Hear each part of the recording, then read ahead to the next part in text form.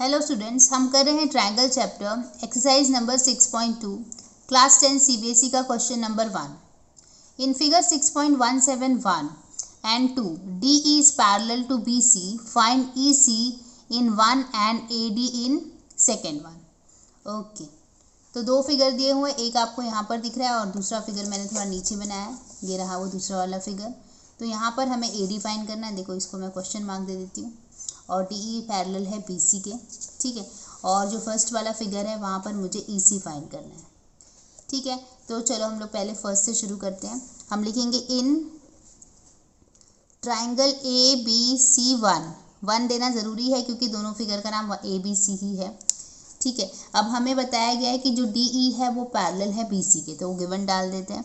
DE is parallel to BC, कैसे पता चला भाई? ये तो गिवन है, ठीक है। इस हिसाब से जो रेशो होता है, देखो AD upon DB is equal to AE upon EC, कैसे पता चला? By basic proportionality, by basic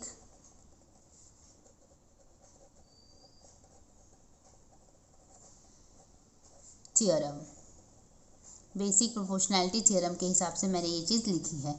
अब देखो AD का वैल्यू कितना है? 1.5, DB का वैल्यू कितना है? 3 है, AE का वैल्यू है 1 और EC का वैल्यू नहीं पता, ठीक है। क्या करेंगे? EC को भेज देते 1.5 के पास, तो 1.5 इंटू EC इक्वल टू 3 का मल्टीप्लाई 1 के साथ तो 3 हो जाएगा।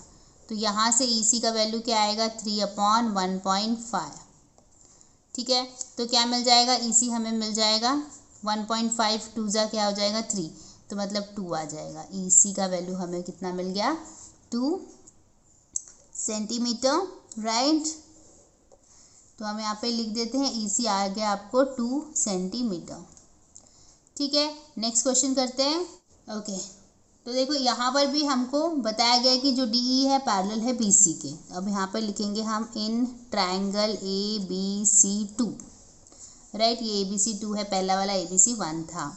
हमें दिया है कि जो DE है वो पैरेलल है BC के, तो यहाँ पे by using basic proportionality theorem